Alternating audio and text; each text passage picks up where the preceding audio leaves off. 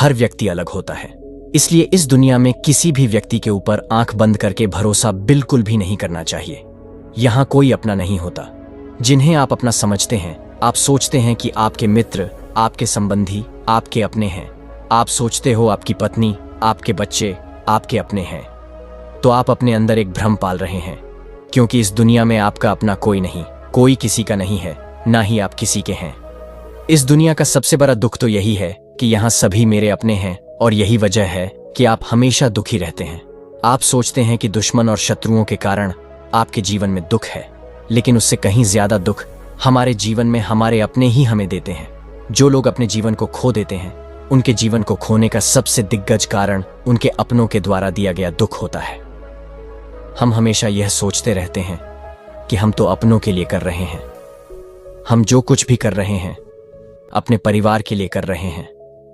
हमेशा हम दूसरों की इच्छाओं को पूरा करने में लगे रहते हैं, क्योंकि हम चाहते हैं कि वह जिन्हें हम अपना मानते हैं, जिन्हें हम अपना कहते हैं, वह हमेशा खुश रहे, उन्हें किसी चीज की कोई कमी ना हो, उनका जीवन खुशी से भरा रहे। और उसके लिए हमें जो कुछ त्याग करना है, हम वह भी त्याग करने के लिए तैयार हो जाते हैं। यहाँ तक कि हम अपना जीवन भी जीना भूल जाते हैं, और अपनों की ख्वाहिश, अपनों के सुख के लिए हम अपना पूरा जीवन यूं ही मेहनत करते रह जाते हैं, अपने जीवन को यूं ही घिसते रहते हैं। लेकिन जब आप उनकी ख्वाहिश को पूरा करने के बाद अपनी किसी इच्छा को पूरा करने की कोशिश करते हैं, तब वही अपने आप को स्वार्थी कहने लगते हैं, आपसे नाराज हो जाते हैं, आपसे बात तक नहीं करते, आप पर तरह तरह के सवाल उठाते हैं, आप पर उंगलियां उठती हैं। तब हमें यह एहसास होता है कि हमारा सब कुछ किया धरा मिट्टी में मिल गया। तब हमारे दिल को एक गहरी चोट पहुंचती है, और तब हम यह महसूस कर पाते हैं कि यहां पर हमारा अपना कोई नहीं। आपने अपने जीवन में कभी ना कभी इस बात का अनुभव तो किया ही होगा, क्योंकि ऐसा होना स्वाभाविक है, और यह हर किसी के साथ होता है। और इसका एकमात्र कारण यह है कि हम कभी भी सत्य को देख नहीं पाते, क्योंकि यहां पर अपना कोई है ही नहीं। और जैसे ही आप किसी को अपना कहते हैं, अपना मानते हैं, वह कोई और हो जाता है, अर्थात वह दूसरा हो जाता है, क्योंकि अपना तो कोई और ही है जिसे आप कभी देख नहीं पाते, जिससे आप कभी मिल नहीं पाते, और आप उससे कभी कोई बातें भी नहीं करते, ना ही आप उसकी कभी कोई बात सुन पाते हैं। वही आपके सबसे ज्यादा करीब होता है, वही अपना होता है, परंतु आप उसे ना तो कभी अपना मानते हैं और ना ही उसे कभी अपना समझ पाते हैं। इस दुनिया में आपके सारे रिश्ते स्वार्थी हैं। आप जो अपनों को दे रहे हैं, जरा उसे वापस लेकर देखिए, या उन्हें वह देना बंद कर दें जो आप उन्हें देना चाहते हैं, या वह जो पाना चाहते हैं। तब आपको अपनों की जगह दूसरे अवश्य नजर आएंगे, और तब आप भी यकीन करने लग जाएंगे कि आपका अपना कोई नहीं। बहुत समय पहले की बात है, किसी नगरी में एक युवक रहा करता था। वह युवक बहुत ही शर्मिला था। वह इतना शर्मिला था कि जब भी उसके सामने कोई नया व्यक्ति आता तो उससे बात तक नहीं करता था। यहाँ तक कि जिन्हें वह जानता था, पहचानता था, उनसे भी बात करने में उसे बहुत शर्म आया करती थी। वह उनसे भी ठीक से बात नहीं कर पाता था, और अपनी इस समस्या के कारण वह खुद ही बहुत परेशान रहता था, क्योंकि वह अपने जीवन में कुछ कर ही नहीं पा रहा था। धीरे धीरे समय बीतता गया, और समय बीतने के साथ साथ उस युवक की शर्माने की आदत भी बढ़ती चली गई, जिस कारण वह अत्यधिक निराश रहने लगा, परेशान रहने लगा, चिंतित रहने लगा। उसे यह समझ नहीं आ रहा था कि वह अपनी इस समस्या से किस तरह से छुटकारा पाए। उसके घर वाले भी अब उसकी इस समस्या को लेकर बहुत चिंतित रहने लगे थे। वे सोचते थे कि इसका क्या होगा, यह अपने जीवन में कुछ कर पाएगा भी या नहीं। जब भी वह कहीं पर काम के लिए जाता तो लोग उसके इस भोलेपन का फायदा उठाते, उसे परेशान करते। वह कुछ ज्यादा कह नहीं पाता था, जिस कारण उसे कोई कुछ भी कह देता और वहां से चला जाता। इन्हीं सब कारणों की वजह से उसका मन कहीं भी किसी भी काम में नहीं लगता। वह हर काम को कुछ ही दिनों में त्याग दिया करता। उसके मन में बहुत कुछ चल रहा था। उसके मन में विचारों के तूफान उठ रहे थे। वो सबसे बहुत कुछ कहना चाहता था, लेकिन अपनी इस आदत के कारण वो किसी से कुछ नहीं कह पा रहा था। वह अंदर ही अंदर घुटता जा रहा था।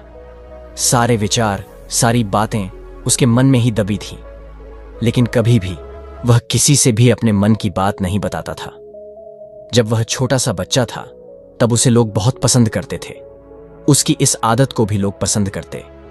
लेकिन इसी आदत की वजह से जब वह जवान हो गया, युवा हो गया, तो इसी आदत के कारण उसे अपना जीवन जीने में भी अत्यधिक परेशानियां हो रही थीं और वह युवक भी अपनी इस एक गलती के कारण बहुत परेशान रहता। अपने इस एक आदत से वह छुटकारा पाना चाहता था। वह चाहता था कि वह लोगों से अपने मन की बात खुलकर कह पाए। वह जो कुछ करना चाहता है, जो कुछ कहना चाहता है, वह सबसे वह खुलकर कह सके, कर सके। लेकिन जब भी कोई दूसरा उसके सामने आता तो उसकी जुबान मानो खुलती ही नहीं। यहां तक कि वह अपने माता पिता के सामने भी ठीक से बात नहीं कर पाता था। केवल उसके कुछ मित्र थे जिनसे वह अपने मन की बात कर पाता था। जब भी वह किसी बात का जवाब देता तो लोग उसका मजाक बनाते। लोग कहते कि अब तेरे मुंह में भी जबान आ गई है। यह समस्या दिन ब दिन बढ़ती चली जा रही थी और इस समस्या के कारण अब उसके पिता भी अत्यधिक चिंतित रहने लगे थे। वह चाहते थे कि उनका बेटा भी दूसरों के सामने अपने मन की बात रख सके। लेकिन एक दिन जब वह अपने उस बेटे को दूसरों के सामने शर्मिंदा होता हुआ देख रहे थे, तभी उन्हें बहुत क्रोध आया और वह अपने बेटे को खरी खोटी सुनाने लगे। उन्होंने उस पर इतना गुस्सा किया कि वह युवा अत्यधिक क्रोधित हो गया और वहां से बिना कुछ कहे चला गया। शाम हो चुकी थी और अब तक उनका बेटा घर नहीं लौटा था। माता और पिता दोनों बहुत चिंतित थे। वे अपने बेटे को वापस घर पर देखना चाहते थे, लेकिन वह युवा तो भागते भागते पर्वत की चोटी पर जा पहुंचा था। वह वहां से नीचे की ओर झांक रहा था और ईश्वर से कह रहा था, हे भगवान, आपने मुझे ऐसा क्यों बनाया? लोग मेरा मजाक बनाते हैं। जब मैं इस दुनिया में अपने मन की बात रख ही नहीं सकता, मैं किसी से कुछ कह ही नहीं सकता, तो फिर मैं इस जीवन को जीकर क्या करूंगा? जब भी मैं किसी से कुछ कहने की कोशिश करता हूं तो लोग मेरा मजाक बनाते हैं। यहां तक कि वो मुझसे कुछ भी कहकर चले जाते हैं और मैं उनका जवाब नहीं दे पाता। ऐसा जीवन जीकर मुझे क्या मिलेगा? इसलिए मैं तेरे पास आ रहा हूं। इतना कहकर जैसे ही वह युवक कूदने की तैयारी कर रहा था कि तभी पीछे से एक आवाज सुनाई दी, बेटा, जान देना तो बहुत आसान है, लेकिन इस जान को तुम वापस नहीं पा सकोगे। जैसे ही यह आवाज उसके कानों में आई, वह पीछे घूमकर देखने लगा। उसने जैसे ही पीछे देखा, उसने पाया कि एक बौद्ध भिक्षु उसके पीछे हैं। उन्हें देखकर वह घबरा गया और अपने कदम पीछे खींच लिए और चुपचाप वहां पर स्तब्ध रह गया। अपनी आदत के कारण वह उनसे कुछ कह नहीं पा रहा था। तभी वह बौद्ध भिक्षु उस युवक से कहते हैं, बेटा, क्या बात है? आखिर तुम यहां पर क्या कर रहे हो और तुम इस जीवन को क्यों समाप्त करना चाहते हो? यह अनमोल जीवन बहुत कम लोगों को नसीब होता है और तुम्हें यह जीवन खराब लगता है। इस पर वह युवक कहता है, नहीं नहीं, कुछ नहीं, मैं तो बस यहां पर देख रहा था। तभी वह बौद्ध भिक्षु उसी व्यक्ति से कहते हैं, बेटा, मैं जानता हूं कि तुम यहां पर क्या करने आए थे। तुम मुझसे कुछ नहीं छुपा सकते, लेकिन मैं चाहता हूं कि तुम अपनी समस्या मुझसे खुद बताओ। मैं उसका समाधान तुम्हें बता पाऊंगा। यदि तुम चाहते हो कि कोई तुम्हारी मदद करे, तो उसके लिए पहले तुम्हें ही आगे बढ़ना होगा। यदि तुम चाहते हो कि मैं तुम्हारी समस्या का समाधान करूं, तो तुम्हें मुझे अपनी समस्या बतानी होगी, अन्यथा मैं कुछ नहीं कर सकूंगा। उन बौद्ध भिक्षु की यह बात सुनकर वह युवक कहता है, नहीं नहीं, कोई बात नहीं है, मैं ठीक हूं, मैं सच कह रहा हूं। उस व्यक्ति की यह बात सुनकर वह भिक्षु उससे से कहते हैं, ठीक है बेटा, यदि तुम नहीं चाहते कि मैं तुम्हारी मदद करूं तो कोई बात नहीं, मैं तुम्हारी बात पर विश्वास कर लेता हूं। लेकिन तुम्हें भी मेरी एक बात पर विश्वास करना चाहिए कि मैं तुम्हारी मदद के लिए ही यहां पर आया हूं।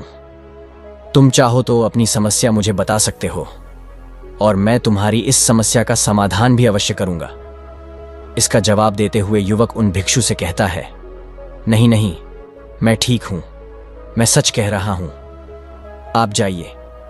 इस पर वह बौद्ध भिक्षु उस युवक से कहते हैं, ठीक है बेटा, यदि तुम चाहते हो कि मैं यहां से चला जाऊं तो मैं यहां से चला जाता हूं, लेकिन मेरी एक बात याद रखना, मेरे जाने के बाद मैं तुम्हारी कोई मदद नहीं कर पाऊंगा और हो सकता है कि तुम्हारी मदद के लिए कोई और आगे भी ना आए। इतना कहकर वह भिक्षु वहां से जाने लगे। युवक वहीं पर रहकर यह सब देख रहा था। जैसे ही वह कुछ दूर पहुंचे, तभी उस युवक ने जोर से आवाज लगाई, हे गुरुदेव, मेरी समस्या बहुत दिग्गज है, क्या आप उसका समाधान कर सकेंगे? क्या आप मुझे उसका समाधान दे सकेंगे? यह सुनकर वह भिक्षु युवक से कहते हैं, बेटा, इस दुनिया में कोई भी ऐसी समस्या नहीं है जिसका कोई समाधान ना हो। यदि तुम मुझे अपनी समस्या बताओगे तो मैं उसका समाधान अवश्य करूंगा। तभी वह युवक उन बौद्ध भिक्षु से अपनी समस्या बताते हुए कहता है, हे गुरुवर, मेरी एक बहुत दिग्गज समस्या है कि मैं शर्मिला हूं, जिस कारण मैं किसी से कोई बात नहीं कर पाता। यहां तक कि मैं अपने मन की बात भी किसी को नहीं बता पाता। जब भी मैं किसी से बात करने की कोशिश करता हूं तो लोग मेरा मजाक बनाते हैं। जब भी मुझे कोई खरी खोटी सुनाता है, उल्टी सीधी बातें करता है, तो मैं उनका जवाब नहीं दे पाता। मैं लोगों की तरह चालाक बनना चाहता हूं, लोगों की तरह बातों का जवाब देना चाहता हूं, अपने मन की बात करना चाहता हूं। मैं इस दुनिया के साथ कदम से कदम मिलाकर आगे बढ़ना चाहता हूं। क्या इसका कोई समाधान है?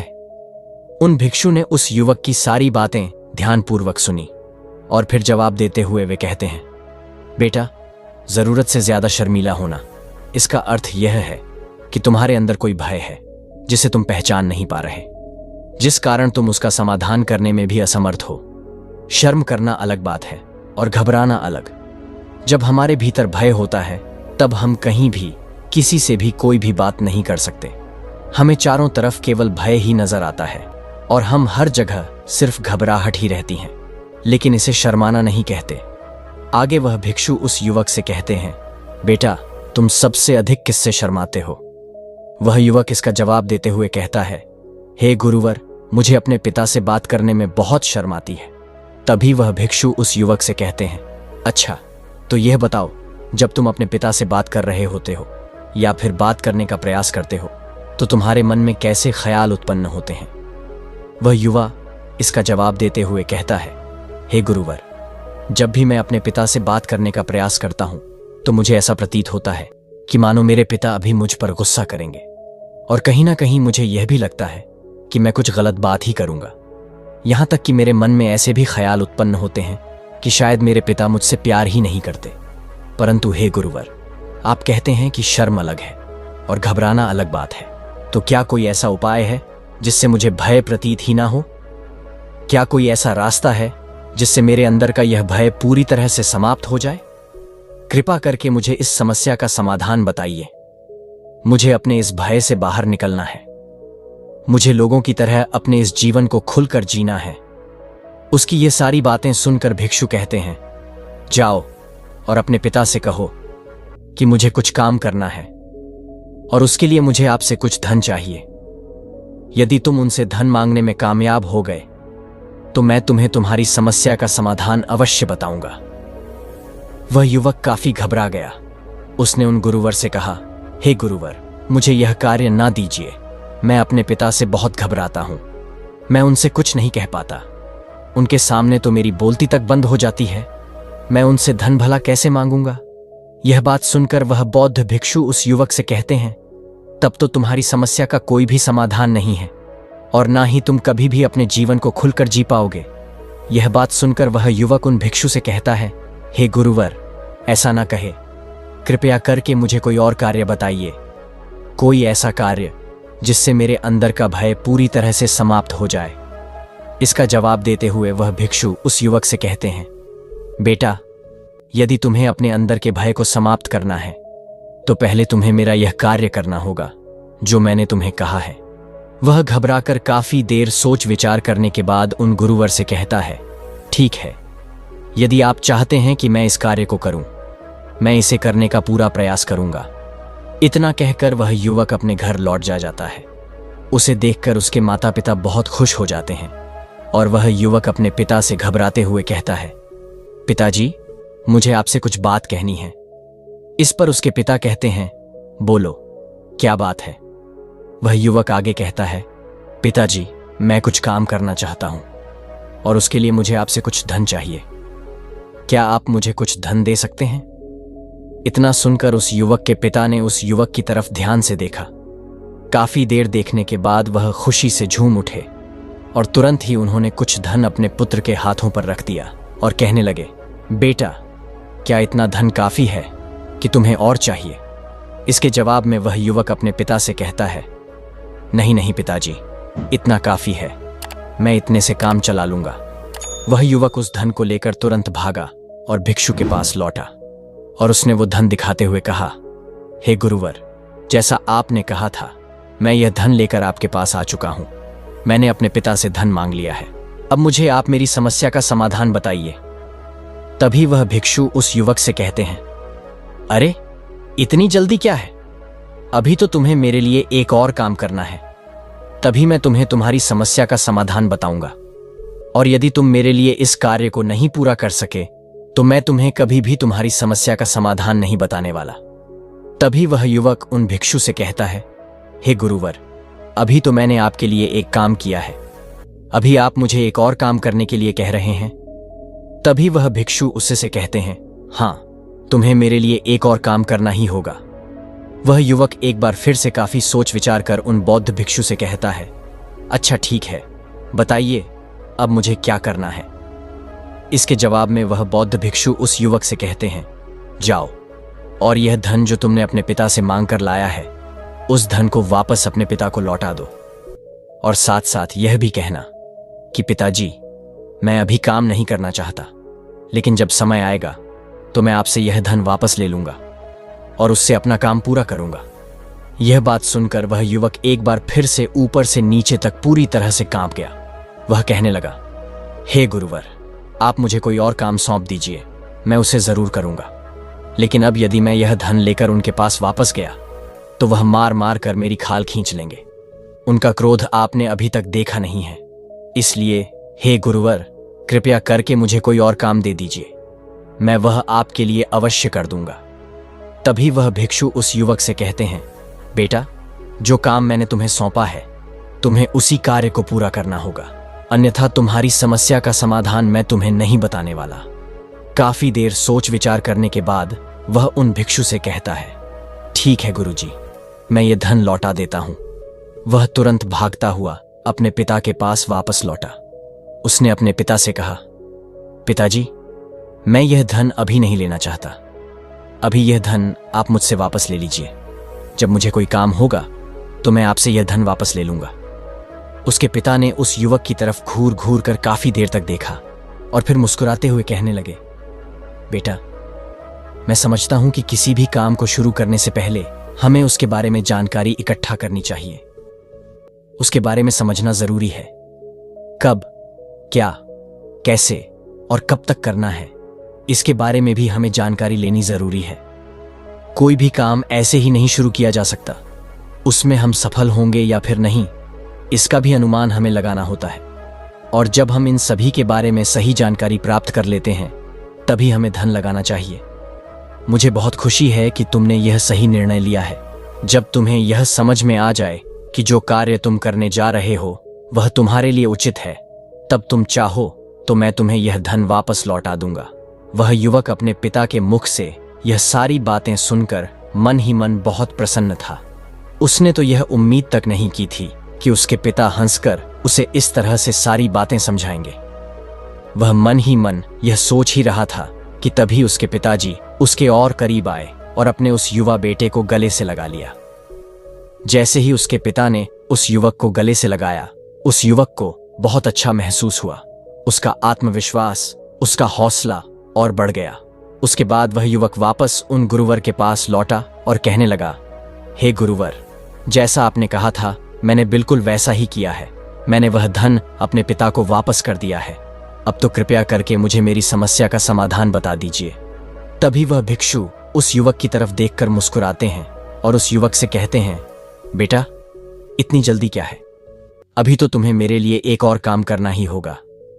वह युवक कहता है, हे महाराज, आप आखिर मुझसे बार बार इस तरह से काम क्यों करवा रहे हैं? क्या आपके पास मेरी समस्या का कोई समाधान नहीं है? कहीं आप मुझे बेवकूफ तो नहीं बना रहे? जिस तरह से लोग मुझे बेवकूफ बनाते हैं, क्या आप भी मेरे साथ वही तो नहीं कर रहे? आपने कहा, जाओ अपने पिता से पैसे मांग कर लाओ। मैंने पैसे मांग कर लाए। आपने फिर कहा, जाओ ये पैसे अपने पिता को लौटा कर आओ। मैंने आपके कहे अनुसार बिल्कुल वैसा ही किया। और अब आप कह रहे हैं कि मैं आपके लिए एक और काम करूं। ये मुझसे नहीं होगा। तभी वह बौद्ध भिक्षु उस युवक की तरफ देखकर मुस्कुराते हैं और कहते हैं, बेटा, बस यह आखिरी काम है और यह बहुत सरल भी है। तुम जैसे ही इस कार्य को पूरा करोगे, मैं तुम्हें वचन देता हूं कि मैं तुम्हारी समस्या का समाधान तुम्हें अवश्य बताऊंगा। इस पर वह युवा फिर से एक बार सोच विचार करता है और उन भिक्षु से कहता है, ठीक है, लेकिन यह आखिरी काम जो मैं आपके लिए करूंगा, बताइए मुझे क्या करना है। तभी वह भिक्षु एक मूर्ति निकालकर उस युवक के हाथ में थमा देते हैं। वह मूर्ति देखने में बहुत ही साधारण सी थी, लेकिन वह भिक्षु उस व्यक्ति से कहते हैं, बेटा, तुम्हें इसे बाजार में ले जाना है, इसे बेचना है और इसके बदले में तुम्हें 100 सोने के सिक्के लेकर आने हैं। जब तुम यह करने में सफल हो जाओगे, तभी मैं तुम्हें तुम्हारी समस्या का समाधान बता पाऊंगा। वह युवक उस मूर्ति को अपने हाथ में लेकर बहुत ही गौर से देखता है और उन भिक्षु से कहता है, हे गुरुवर, ये तो बहुत ही साधारण सी मूर्ति लग रही है, मानो मिट्टी की बनाई गई हो। इसके लिए भला 100 सोने के सिक्के मुझे कौन देगा? कहीं आपका माथा फिर तो नहीं गया है? इसके 1 या 2 सोने के सिक्के मिल जाएंगे, वही बहुत है, लेकिन इसके लिए 100 सोने के सिक्के कोई नहीं देगा। तभी वह भिक्षु उस युवक से कहते हैं, बेटा, मैंने जो तुम्हें काम सौंपा है, यदि तुम उसे पूरा करोगे तभी तुम्हें तुम्हारी समस्या का समाधान मिल पाएगा, अन्यथा तुम चाहो तो अपने घर लौट सकते हो, फिर से वही अपने पुराने जीवन में, जहां लोग तुम्हारा मजाक बनाते हैं, लोग तुम्हें सताते हैं। वह युवक उन भिक्षु की यह बात सुनकर मन ही मन यह विचार करता है कि मुझे तो मेरी समस्या का समाधान किसी भी हालत में चाहिए, जिस कारण वह उस मूर्ति को उठाकर बाजार की ओर चला जाता है। बाजार पहुंचकर वह एक जगह चुपचाप उस मूर्ति को लेकर बैठ जाता है और इंतजार करने लगता है कि कोई आएगा और उससे उस मूर्ति के बारे में पूछेगा, और तब वह उस मूर्ति के लिए 100 सोने के सिक्के की मांग करेगा। देखते ही देखते काफी समय बीत गया, लेकिन अभी तक उसके पास कोई भी व्यक्ति नहीं आया था। उसने आसपास देखा तो लोग चिल्ला चिल्लाकर अपने सामानों को बेच रहे थे। वे जोर जोर से आवाज लगा रहे थे। उसने भी सोचा, यदि मुझे अपनी इस मूर्ति को बेचना है तो मुझे भी जोर जोर से आवाज लगानी होगी। उस युवक ने चिल्लाना शुरू किया, लेकिन वह इतनी जोर से नहीं चिल्ला पा रहा था। उसकी आवाज उसे खुद तक सुनाई नहीं दे रही थी। तो भला उसकी आवाज को दूसरे कैसे सुनते, जिस कारण उस व्यक्ति के पास उस मूर्ति को खरीदने के लिए कोई नहीं आ रहा था। धीरे धीरे शाम का समय हो चुका था और उस व्यक्ति को यह भय था कि कहीं वह भिक्षु वहां से कहीं चला ना जाए, अन्यथा उसे उसकी समस्या का समाधान कौन देगा। यह सोचकर उसने जोर जोर से आवाज लगानी शुरू की कि 100 सोने के सिक्के में यह मूर्ति ले लो। उसकी आवाज सुनकर लोग उसके पास आने लगे और उसे यह सवाल करने लगे कि इस मूर्ति में ऐसा क्या है जो तुम इसके 100 सोने के सिक्के मांग रहे हो? इसके अंदर ऐसा कुछ तो खास होगा ही। वो युवक कहता है, नहीं नहीं, मुझे कुछ नहीं पता, मैं तो बस ये मूर्ति यहां पर बेचने आया हूं। तभी उसमें से एक युवक उस युवक से कहता है, अगर ऐसी बात है तो इस मूर्ति को कोई नहीं खरीदने वाला। आखिर इस मूर्ति में ऐसा क्या खास है जिसके लिए तुम 100 सोने की सिक्के की मांग कर रहे हो? धीरे धीरे कई लोग उस व्यक्ति के पास आए और सभी ने बस एक ही सवाल किया कि आखिर इस मूर्ति में ऐसा क्या खास है, ऐसी क्या बात है जिसके लिए तुम 100 सोने के सिक्के की मांग कर रहे हो।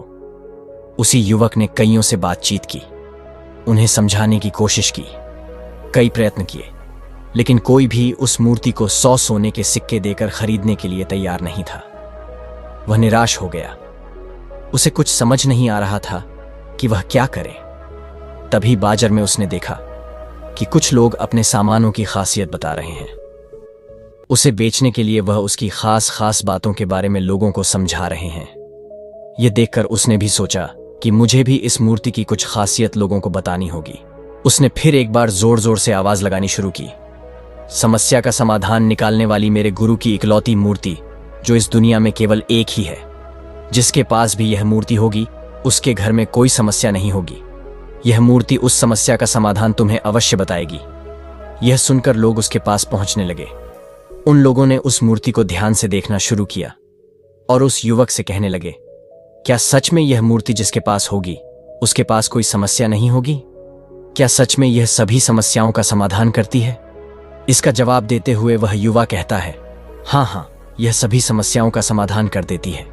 यदि आप इस मूर्ति को ले जाते हैं, आपके घर में कोई भी समस्या होगी तो उसका समाधान यह आपको अवश्य बताएगी। चाहे कोई भी समस्या हो, कैसी भी समस्या हो, कैसी भी परिस्थिति हो, आपको इसका समाधान अवश्य मिलेगा। इतना सुनने के बाद अब वह एक मूर्ति सबको चाहिए थी। उस मूर्ति के अब दाम लगने लगे। कोई उसे 200 सोने के सिक्के, तो कोई 400, कोई 500, तो कोई 1000 तक सोने के सिक्के देने के लिए तैयार था। उस मूर्ति की कीमत लगातार बढ़ती जा रही थी। जैसे जैसे लोगों को पता चलता जा रहा था कि यह मूर्ति लोगों की समस्या का समाधान करती है, लोग उसे किसी भी कीमत पर खरीदने के लिए तैयार हो गए थे। अब वह युवक भी आत्मविश्वास के साथ और जोरों से चिल्ला रहा था। लोगों को उस मूर्ति के बारे में समझा रहा था, बता रहा था। अब उसके मन में कोई भय नहीं था। वह लोगों को उस मूर्ति के बारे में पूरे आत्मविश्वास के साथ, बेहिचक के साथ, बिना घबराए उस मूर्ति की खासियत बताने में लगा हुआ था, जिस कारण लोग उस पर भरोसा कर रहे थे। और वह भरोसा लोगों की नजरों में नजर भी आ रहा था।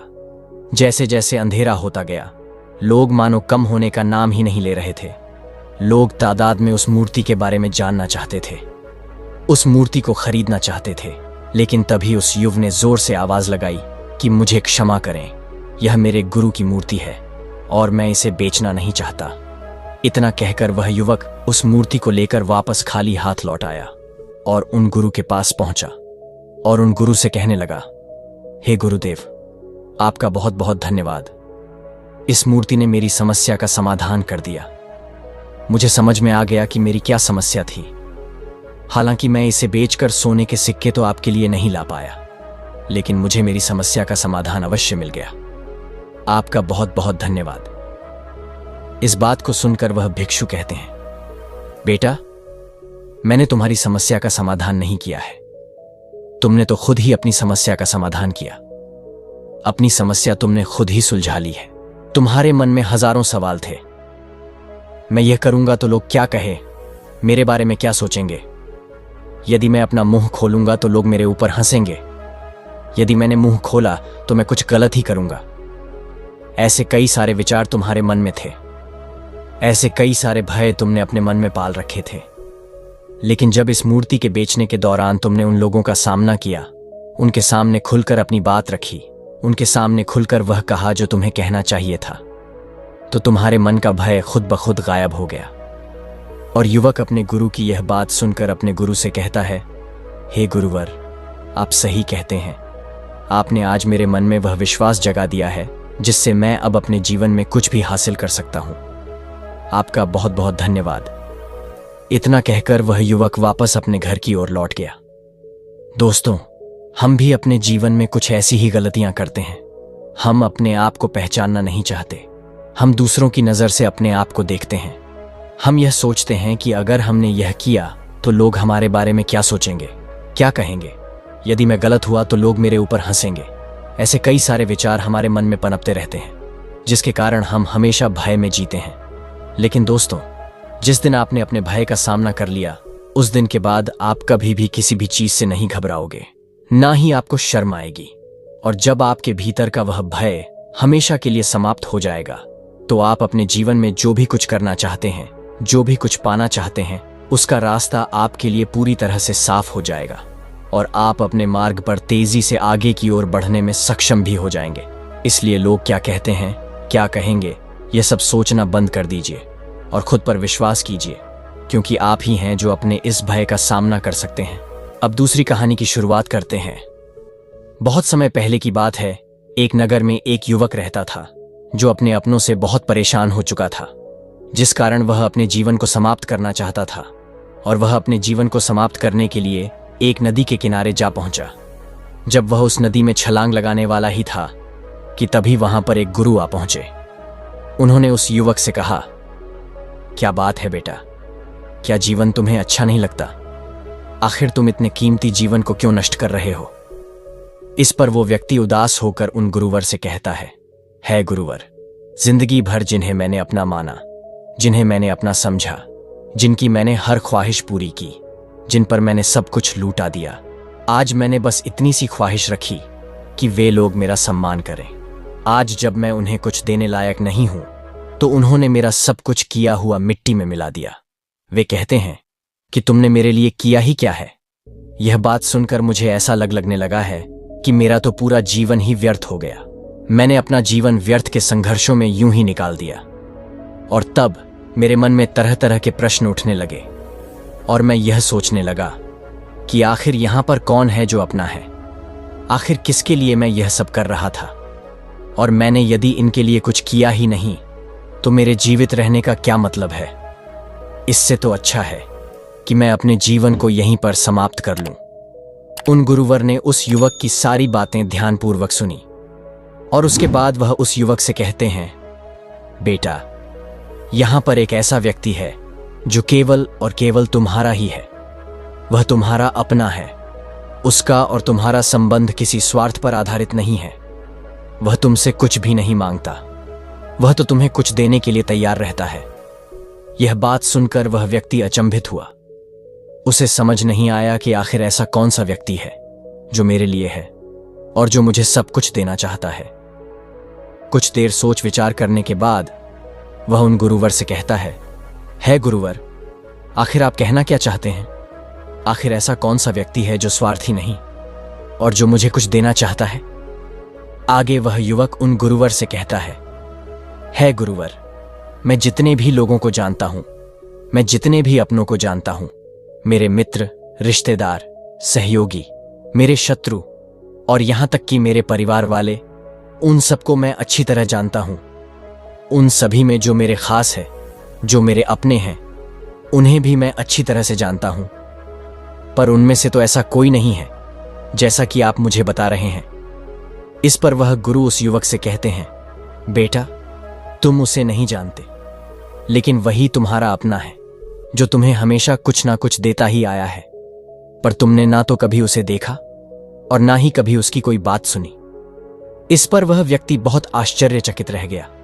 उसे समझ नहीं आ रहा था कि आखिर वह कौन है जिसे वह नहीं जानता, जिसकी वह बात नहीं सुनता। तभी वह गुरुवर से कहता है गुरुवर, आखिर ऐसा कौन सा व्यक्ति है? कृपया करके मुझे बताएं। मैं उससे मिलना चाहता हूं। मैं उसकी बातें सुनना चाहता हूं। मैं भी तो देखूं आखिर वह कौन है जो मेरा अपना है और जिससे मैं मिल नहीं पाया। इस पर वह गुरुवर उस व्यक्ति को एक गुफा की ओर ले जाते हैं। वह गुफा बहुत ही विशाल थी और भीतर घना अंधेरा था।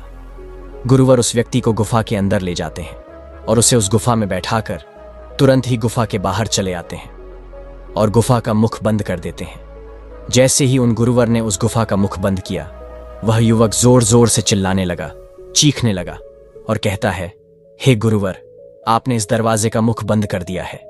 मैं बाहर आना चाहता हूं। मुझे बाहर निकालिए। यहां मेरा दम घुट रहा है। दरवाजा खोलिए गुरुवर। पर गुरुवर बाहर से जोर से चिल्लाकर उस युवक से कहते हैं, बेटा, तुम्हारे सारे अपने ऐसे ही हैं। वे तुम्हें तुम्हारी मुसीबत में इसी प्रकार त्याग कर चले जाते हैं। वो व्यक्ति भीतर से जोर जोर से चिल्लाता रहा कि मुझे बाहर निकालो, मुझे बाहर निकालो, मैं यहां से निकलना चाहता हूं। लेकिन उन गुरु ने उस युवक की एक ना सुनी।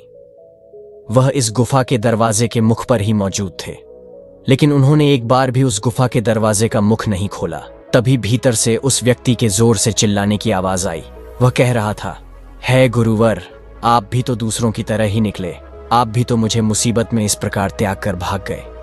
तभी वह गुरुवर उस युवक से कहते हैं, बेटा, जिन्हें तुम अपना मानते हो, जिन्हें तुम चाहते हो, वह सब पराए हैं।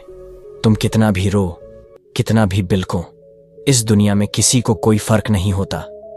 तुम्हारे ऊपर कितनी भी मुसीबत क्यों ना आ जाए, उन्हें इस बात की कोई चिंता नहीं। उन्हें तो केवल अपना स्वार्थ नजर आता है। वे तुम्हारे साथ केवल तब तक ही रहेंगे जब तक कि तुम उनके काम के रहोगे। इतना कहकर वह गुरुवर शांत हो गए और कुछ देर बाद उस गुफा से चीखने और चिल्लाने की आवाजें भी बंद हो गईं। वह युवक उस गुफा के दरवाजे पर बैठकर रो रहा था और मन ही मन सोच रहा था कि मैं यहां पर कहां आकर फंस गया। वह गुरुवर तो भाग गए, अब मैं यहां से कैसे निकलूं? वो व्यक्ति अपने हालातों पर रो रहा था, लेकिन कुछ देर बाद अचानक वह शांत हुआ और उसने यह तय किया कि वह इस गुफा से निकल कर ही रहेगा। वह इस गुफा का दूसरा मार्ग खोज कर ही रहेगा। इतना सोचकर वह एक बार फिर से उठा। उस गुफा के अंधेरे में उस गुफा से बाहर निकलने का मार्ग ढूंढने लगा और करीब 4 से 5 घंटों के बाद आखिरकार उस व्यक्ति ने एक दूसरा मार्ग ढूंढ ही निकाला। जो उसे उस गुफा से बाहर निकाल सकता था। वह जैसे तैसे उस गुफा से बाहर निकला और उसी मार्ग पर आ पहुंचा जिस मार्ग से वह गुफा के भीतर गया था। तभी उसने देखा कि बाहर गुरुवर अभी भी बैठे हुए हैं। यह देखकर उसे उन गुरुवर के ऊपर बहुत क्रोध आया और वह क्रोधित होकर उन गुरुवर के पास पहुंचा और उन गुरु से कहने लगा, क्या आप पागल हैं? आपने मुझे इस गुफा में क्यों बंद किया था? यदि मेरी मृत्यु हो जाती तो? तभी वह गुरुवर उस युवक से कहते हैं, बेटा शांत हो जाओ और मुझे मेरे प्रश्नों का उत्तर दो। तुम्हें तुम्हारे प्रश्नों का उत्तर मिल जाएगा। इस पर वह युवक शांत हुआ। फिर उन गुरुवर ने उस युवक से प्रश्न करते हुए कहा, बेटा मुझे यह बताओ, आखिर तुम्हें इस गुफा से किसने बाहर निकाला? वह व्यक्ति क्रोधित होते हुए उन गुरुवर से कहता है, और कौन लेकर आएगा? मैं ही तो उस गुफा में अकेला था और मैं ही खुद को बाहर लेकर आया हूं। इस पर वह गुरुवर मुस्कुराने लगे और उस युवक से कहते हैं, देखा, आखिरकार हम ही अपने होते हैं, हम ही अपने आप को बचाते हैं, हम ही अपनी देखभाल करते हैं, अपनी फिक्र करते हैं और हम ही अपने सबसे ज्यादा करीबी होते हैं। हम ही अपने हैं और बाकी सब तो जैसा कि तुमने कहा, तुम स्वयं ही अपने आप को इस गुफा से बाहर निकाल कर लाए हो। इसी प्रकार तुम ही अपने जीवन भर अपने साथ रहते हो, अपने साथ जीते हो। जब कोई मुसीबत आती है तब तुम्हारा साथ कोई नहीं देता, तब भी तुम अपने साथ रहते हो। तुम अपना साथ कभी नहीं त्यागते, तो फिर क्यों तुम दूसरों में अपनापन ढूंढते हो? जरा एक पल के लिए यह सोच कर देखो, जो स्वयं का ना हो सका वह दूसरों का क्या होगा?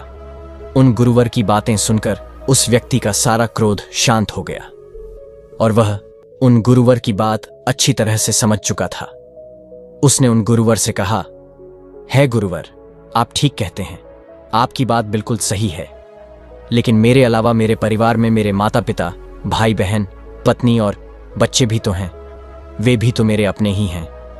उस युवक की यह बात सुनकर वह गुरुवर उस युवक से कहते हैं, बेटा तुम मेरे साथ चलो, मैं तुम्हें कुछ दिखाता हूं। इतना कहकर वह गुरुवर उसका का हाथ धरकर उसे एक शमशान में ले जाते हैं। कुछ देर बाद वहां पर कुछ लोग एक अर्थी लेकर आए जिस पर एक वृद्ध व्यक्ति का शरीर लिटाया गया था। उसकी ओर इशारा करते हुए गुरुवर उस युवक से कहते हैं, बेटा एक बात बताओ, उस व्यक्ति को देखो जिसकी मृत्यु हो गई है। उसकी मौत की खबर तो बहुत लोगों तक पहुंची होगी, लेकिन उनमें से कुछ लोग ही यहां शमशान तक पहुंचे हैं और अब यह लोग इस आदमी को इस चिता पर रखेंगे और अग्नि के हवाले कर देंगे। और इस व्यक्ति के कुछ अपने भी तुम्हें यहां पर अवश्य देखने को मिलेंगे। कुछ इसके मित्र होंगे, कुछ इसके परिवार वाले, तो कुछ इसके बच्चे भी होंगे। कुछ की आंखों में तुम्हें आंसू नजर आएंगे, तो कुछ बिना आंसू के तुम्हें ज्ञान बांटते नजर आएंगे। और जैसे ही यह चिता जलने लगेगी, सब यहां से चले जाएंगे और इस व्यक्ति को हमेशा हमेशा के लिए भूल जाएंगे। उन गुरुवर के इतना कहने के कुछ देर बाद ही उन लोगों ने उस मृत व्यक्ति को चिता पर लिटा दिया और उसे अग्नि के हवाले कर दिया। जैसे ही चिता जलने लगी, तुरंत ही कुछ लोग वहां से हाथ धोकर घर की ओर निकलने लगे। तभी गुरुवर उस युवक से कहते हैं, बेटा देखो, जो इस व्यक्ति के सबसे ज्यादा करीब होगा, जिसे वह अपना कहता होगा, जिसे वह अपना मानता होगा, वह सबसे बाद में यहां से जाएगा। और देखते ही देखते सभी लोग वहां से चले गए, लेकिन एक व्यक्ति जो बाहर ही रह गया था, वह उस चीता में जलने वाले का पुत्र था। लेकिन कुछ देर बाद ही वह भी वहां से चला गया। तभी वह गुरुवर उस व्यक्ति से कहते हैं, देखा, यहां पर कोई अपना नहीं होता, हमारा साथ कोई नहीं देता, सारे संबंध तो केवल इस दुनिया के ही है। हम तो अकेले आते हैं और अकेले ही जाते हैं। हम अपने आप को साथ लेकर आते हैं और अपने आप को ही साथ लेकर वापस चले जाते हैं, पर अपने आप से कभी मिल ही नहीं पाते। और यही हमारे जीवन का दुर्भाग्य है।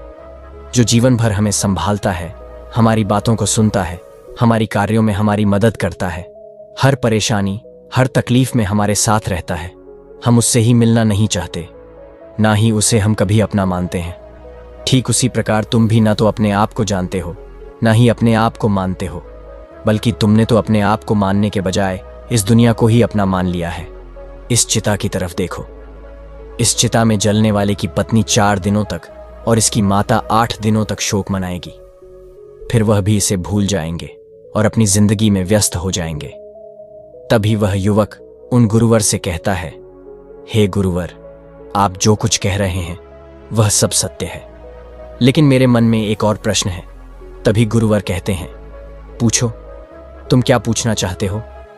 इस पर वह युवक कहता है, हे गुरुवर, अगर मैं ही अपना हूं और मुझे ही अपना ख्याल रखना है और अपने आप को जानना है, पहचानना है, मुझे अपनी बातें सुननी है और अपने साथ रहना है, तो आखिर मेरे माता पिता, भाई बहन, पत्नी, बच्चे, क्या मैं इनको त्याग दूं क्योंकि वह दूसरे हैं, मेरे अपने नहीं?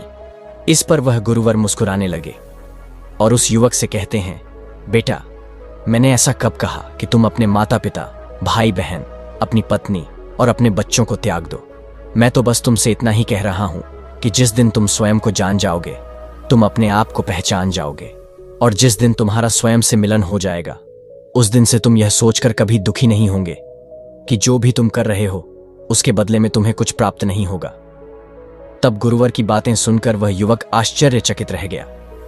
वह समझ नहीं पा रहा था कि आखिर गुरुवर क्या कहना चाहते हैं। तभी वह युवक उन गुरुवर से कहता है गुरुवर, एक तरफ तो आप कह रहे हैं कि वह सारे तुम्हारे अपने नहीं, और दूसरी तरफ आप यह भी कह रहे हैं कि उन्हें ना त्यागो। आखिर मैं आपकी बात समझ नहीं पा रहा, आप कहना क्या चाहते हैं? इसका जवाब देते हुए वह गुरुवर उस युवक से कहते हैं, बेटा, जिस दिन तुम्हारा तुमसे मिलन हो जाएगा, उस दिन के बाद से तुम किसी दूसरे के लिए दुखी नहीं रहोगे, क्योंकि तब तुम उनके लिए जो भी करोगे केवल यह सोचकर नहीं करोगे कि भविष्य में तुम्हें कुछ मिलेगा। जैसे कि अभी कुछ देर पहले तुम यही सोचकर तो रो रहे थे कि तुमने उनके लिए जो कुछ भी किया है उसके बदले तुमने आज तक उनसे कुछ नहीं मांगा।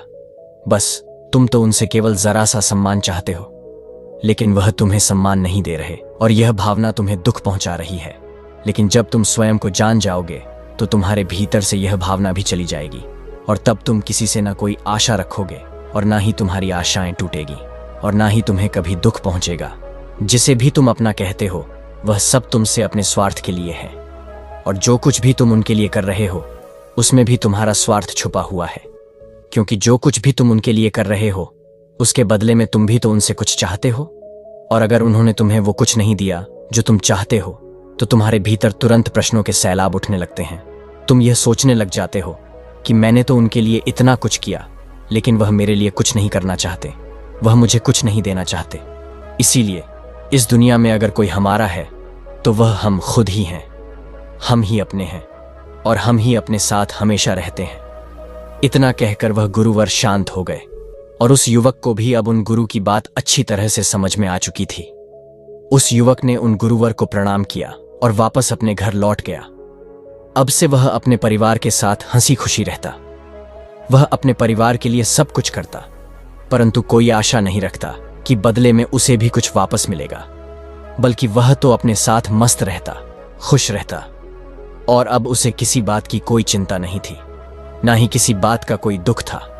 लेकिन दोस्तों, हम में से अधिकांश लोग जानबूझकर खुश नहीं रहना चाहते। हम तो केवल दूसरों को यह एहसास दिलाने में लगे रहते हैं कि केवल तुम्हारी वजह से आज मुझे इतना दुख है, मैं परेशान हूं, मैं चिंतित हूं। हम उन्हें यह एहसास दिलाने में लगे रहते हैं कि हमने तुम्हारे लिए बहुत कुछ किया है, लेकिन तुमने हमारे लिए कुछ भी नहीं किया। जिन्हें हम अपना मानते हैं, हम उन्हें कैद करने में लग जाते हैं। हम चाहते हैं कि हम जैसा चाहे वह वैसा ही करें, और यही हमारी समस्या का सबसे बड़ा कारण है। यही हमारे दुख का कारण है, और हमें इसी में मजा भी आता है। इसलिए हम इसे त्यागना नहीं चाहते। हम दूसरों को अपनी मुट्ठी में रखना चाहते हैं। हम चाहते हैं कि जो कोई भी हमारे साथ है, जो कोई भी हमारा अपना है, वह केवल और केवल हमारी बात माने, वह केवल और केवल हमारा सम्मान करे।